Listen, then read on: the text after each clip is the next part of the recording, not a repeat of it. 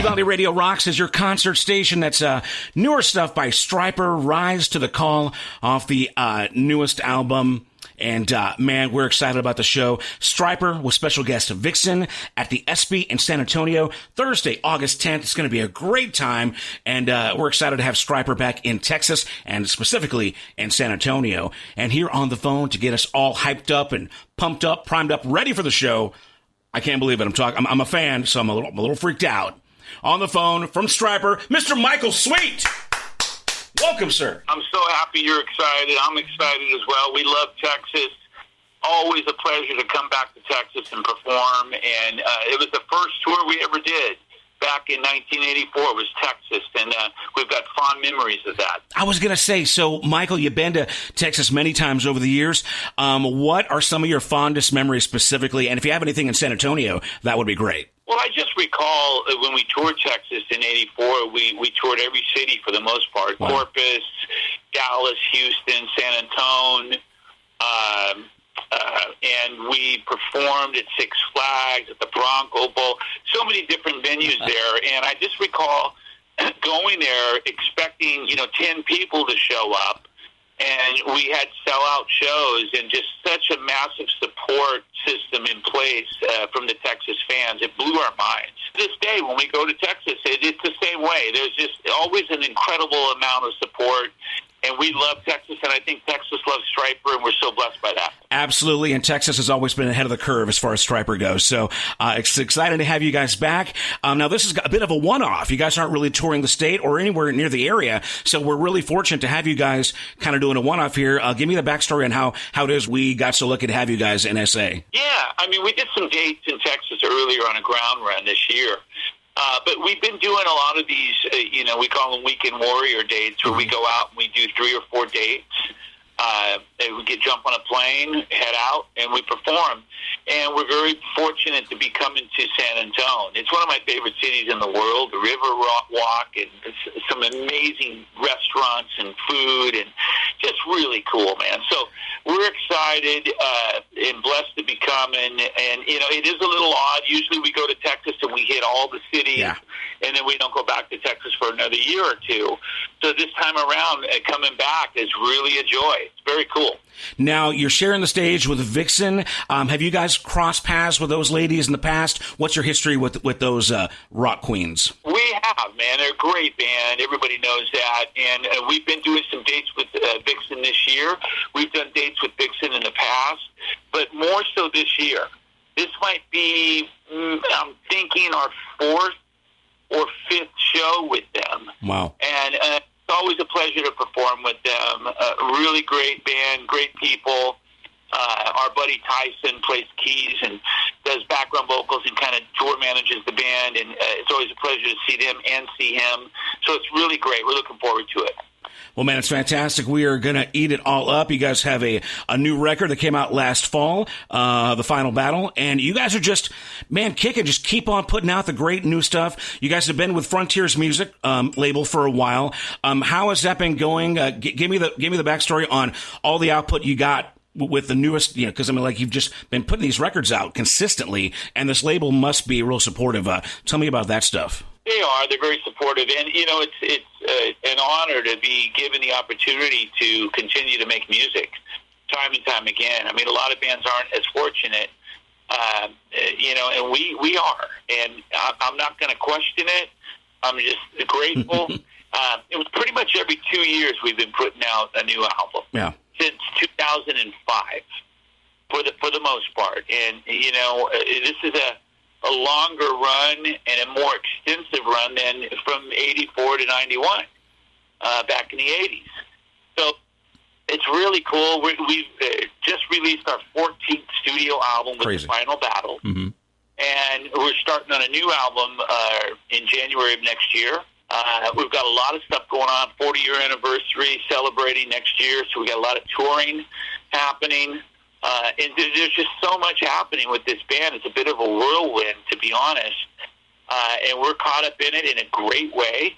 and we can't wait to see what the future has in store for the band. Now, you guys have been selling records for a long time. You were fortunate enough to be involved in making music during the heyday, you know, when bands could sell, you know, 1 million physical copies of a record. Times have changed a lot. So, you know, you have the experience of knowing that major label success, and then now with Frontier is more of an independent, but they feel and act like a major label. How, what's that dynamic like? What's that shift been like as far as, because I know streaming is a much bigger part of it now, you know, how have you guys adjusted to the old days versus the new ways? Well, I mean, I think Stryper is one of the few bands that's been able to kind of figure it out in a really profitable way. You know, we're somehow able to continue on when sometimes other bands aren't, and that's regarding touring, releasing new music. We do have labels that want to work with us. Frontiers is one of them. As a solo artist, I've got other labels that want to work with me that I'm working with, and we've got people that invest in the band and support the band. So it's really incredible to see the level of support that we have that, you know, helps us to continue touring and making music. Like I said, it's not affordable these days.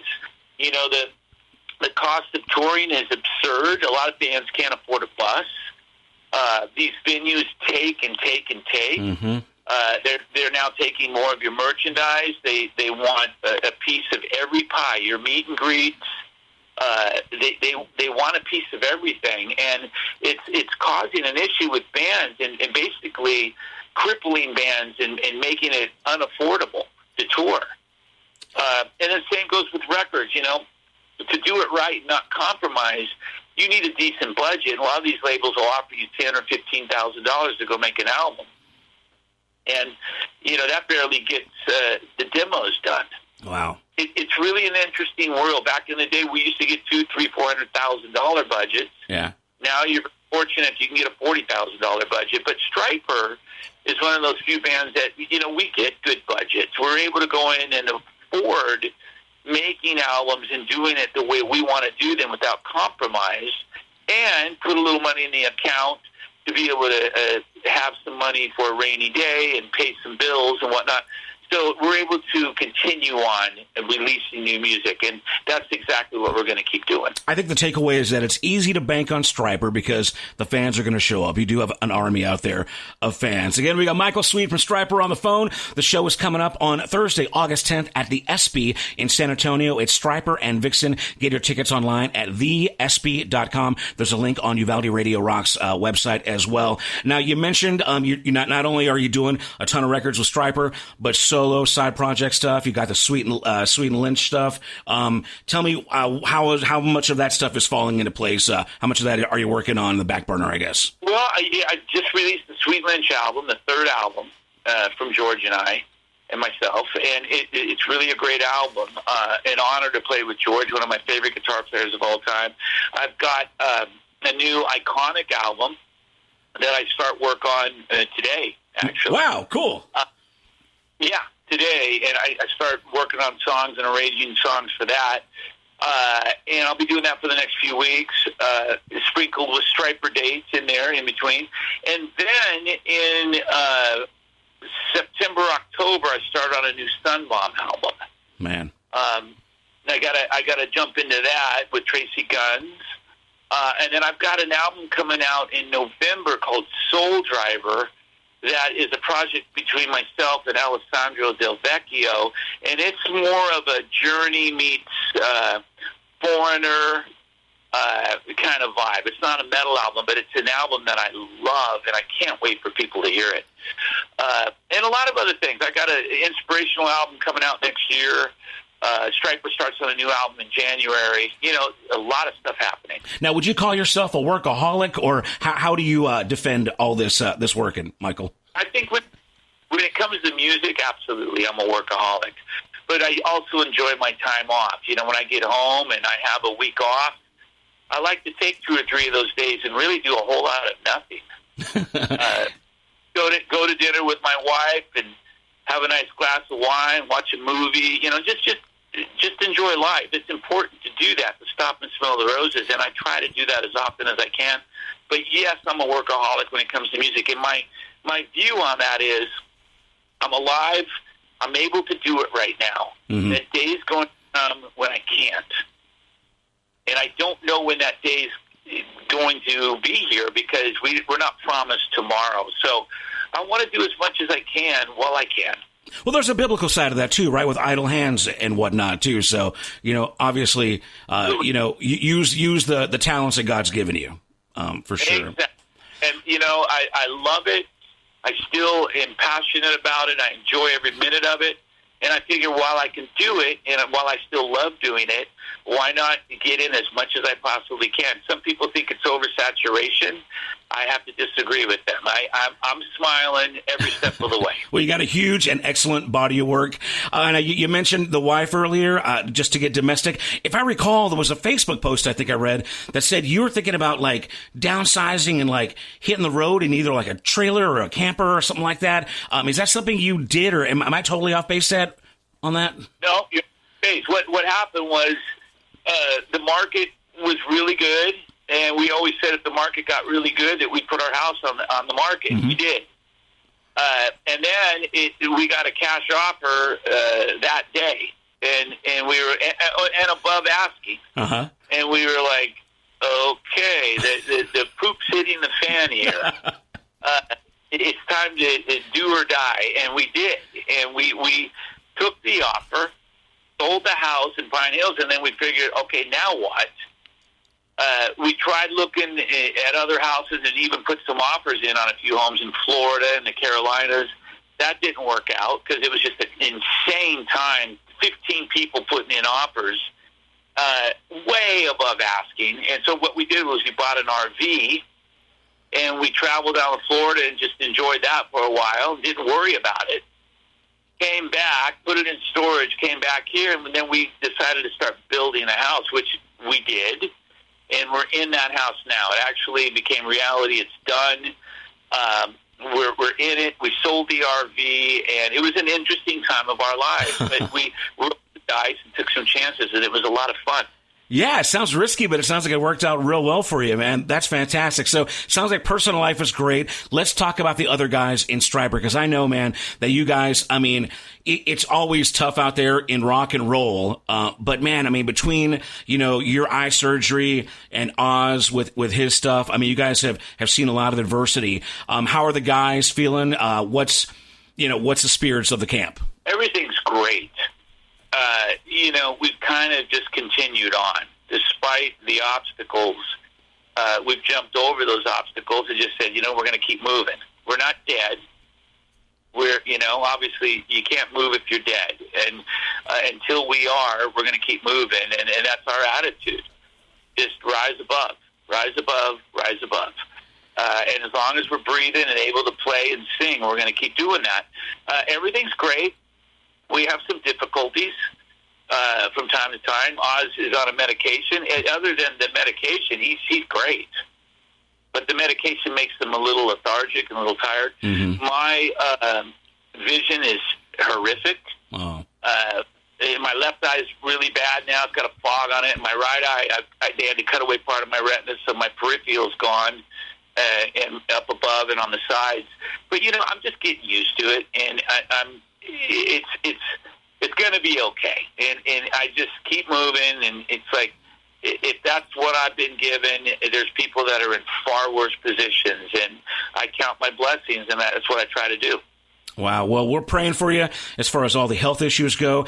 You know what? You make that eye patch look really good in the latest video. Is that something you're wearing on the regular, or is that just something that was temporary? Yeah, it's interesting. People thought it was a prop, and I'm just thinking, how can you think it's a prop? You obviously aren't following what's going on.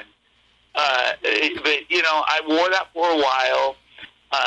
There may be times in the future I have to wear it again, because what happens is my eye starts to, because the vision's so different in each eye, I start to get headaches, My brain's trying to sort it out, and by the end of the day, it's like I'm just tired. My eyes are tired, my brain's tired. So when I put that patch on, it helps a lot.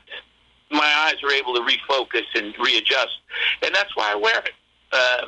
So, you'll probably see me wearing it in the future from time to time as well. Well, I ain't going to lie. It looks pretty darn cool. So it's a good fashion statement. Again, Michael Sweet on the phone. The show is coming up on Thursday, August 10th, Stryper and Vixen at the Espee in San Antonio. And we're here at Uvalde Radio Rocks are so excited to have Stryper back in the Lone Star State. Now, Michael, the new record, man, I mean, it's fantastic. You guys are just bigger and badder and louder, and your voice just seems as strong as ever. Let's talk about the final battle, man. Is there an overlying theme to the record lyrically? You know, what was inspiring, and just let's talk about the music too. Yeah, lyrically, it's pretty much what we've always sung about, done in a little different way. But you know, the song, the title of the album, "The Final Battle."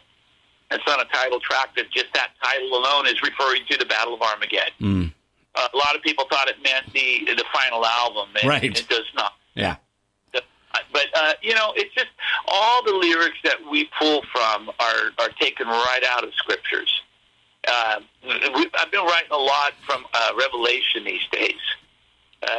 Marching into battle, the transgressor. Mm-hmm. And it's interesting. I draw from Revelation a lot because I really feel, I've said this in recent times, I feel like we are kind of heading towards or in the end time. Mm-hmm. There's a lot going on that makes me scratch my head and think like, okay, you know, we're there. We're there. And again, if you believe in the Bible and the scriptures and where we're at in terms of prophecy, we're there.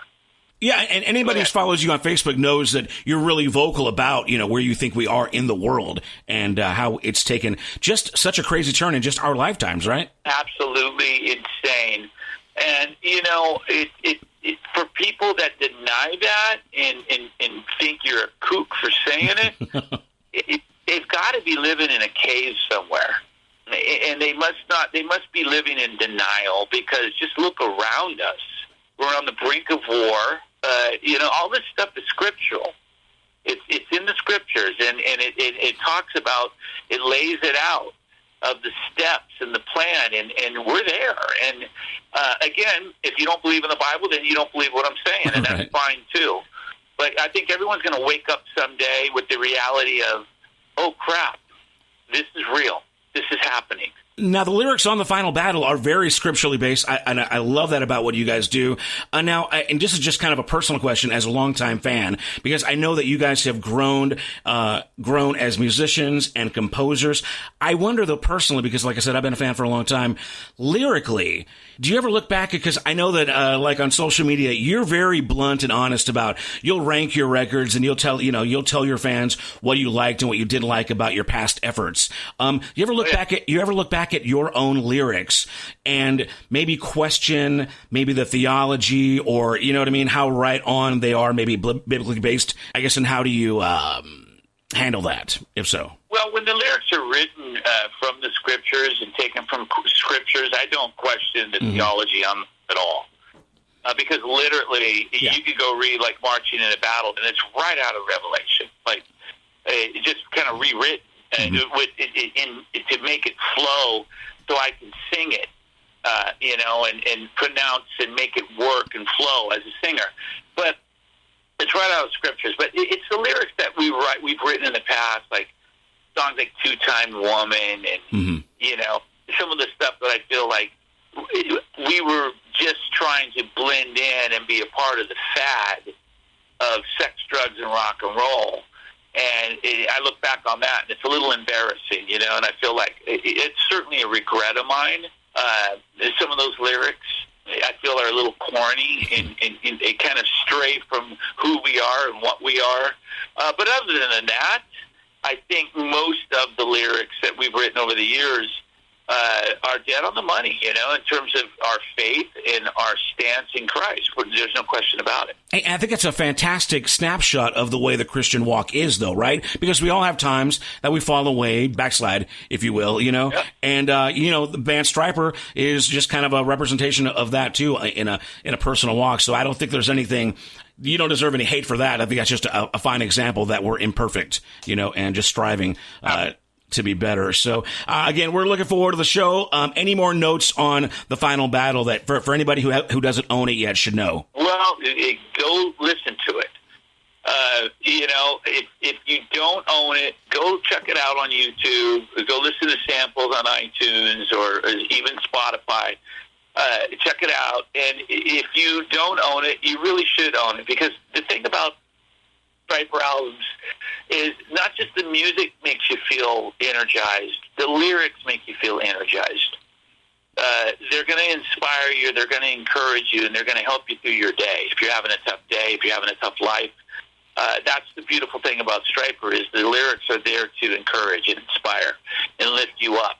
So go pick it up, download it, buy it, and you won't regret it. And I'm sure you guys are going to play lots of cuts off the new record at the live show, right, on the 10th? I know we're playing a few cuts off the album. The key part with us, whenever we release a new album, it's got to fit it in. Songs with the 20 other songs we got to play live. It's really tricky with each album we release. I want to get to 21 albums. We're at 14 now, so I can't imagine trying to put together a set list of 21 albums. It's crazy. And you got to do the hits for sure. Awesome. Well, Michael, man, it's been an honor and a pleasure speaking to you. Before we go, let's go and talk about some specifics about the show, because if I'm not mistaken, you guys offer like a VIP experience. If that's the case in San Antonio, give me details on how we can do that and what the options are. We do. You can purchase tickets to the show and tickets to the VIP meet and greet at Stryper.com. If you go to Stryper.com and then you click on tour at the top of the page, it's going to take you to a page that shows you all the shows and where you can get tickets. You click on the link, and you can get your show tickets, and you can get your VIP meet and greet tickets. And what Stryper does at the VIP meet and greets is, we hang out with people. We sign, I believe, 3 items that they get with the meet and greet itself. Then we take a photo with everybody, and we talk to everyone and hang out. It's really cool, man. It's a great time to converse and, just fellowship and hang out with people. A really cool time. But, yeah, go get your VIP experience meet and greets. Come see the band. We're looking forward to it. And the show is going to be amazing. We're performing with Vixen. We've been performing with throughout the year on and off, maybe 4 or 5 times so far. Great band, great people, and we're super excited to be coming back to San Antonio to perform. It's going to be amazing. You reminded me, one final thought, because you brought up memorabilia and autographs, and, I'm an old school fan, so I've got some yellow and black vinyl and picture discs and all kinds of stuff myself. I'm sure you've seen a ton of stuff out there. There's even been Stryper expos. Any chance of those kind of things happening? And what's the craziest merch, memorabilia that comes across your lap whenever you're signing this stuff? Any stuff that you just didn't even know exists? Well, it's always weird when people want you to sign their bodies, And that happens a lot. People want us to sign their arm or their leg because they have it tattooed. Mm-hmm. Yeah, that's true. So that happens all the time, and it's always kind of interesting. Sometimes women come through and they want us to sign their cleavage or what have you, and it's like, hey, this is weird. Yeah, married and Christian lady, come on now. Yeah. It's just, it's interesting, and my wife is always standing right there, and she's like, yeah, go ahead, It's interesting, but, we roll with it and have fun with it, and as long as it's not too over the top, there are times when we have to say no. We can't do that. I remember a woman coming through one time and taking her shirt off. Oh, my Lord. And we said, no, had her put her shirt back on, and it's like, you got to be careful, all that kind of stuff. That's Christian rock and roll there, man. Well, Michael, real quick, part B of that memorabilia question. You ever signed something that you've never seen or owned and thought, man, I really want a copy of that. I want that. Oh, yeah, because there's so much bootleg stuff out there. And something comes through and you're like, oh, my gosh, I've never seen that. That is really cool. But, obviously, it belongs to the person wanting it signed. And you just think, like, how much bootleg stuff is out there. Yeah. It's insane. I mean, we're stopping companies all the time on Amazon is selling the Stryper brand. It's insane. All right, so y'all, if you're listening and you're going to bring something to get the boys to autograph, please try to make sure it's officially licensed memorabilia, real merch, all right? Because, the money has to end up, the few cents has to come back to your account at some point. That's our bread and butter, and that's how we survive and make things work. Literally, realistically, is our merchandise. And it is a little sad when you see people coming through with stuff that we didn't sell and we didn't make a penny on. And it does hurt the band and bands. Many other bands go through the same thing, and it's really sad to see. And I don't think fans understand that sometimes. Well, you guys also have a Patreon, too. Go ahead and give us a quick plug on what the benefits of that are. Yeah, patreon.com/Stryper. And we've got a lot of patrons that are signed up. And that's a special, basically, fan club where people can go and get all sorts of, stuff that we add to Patreon.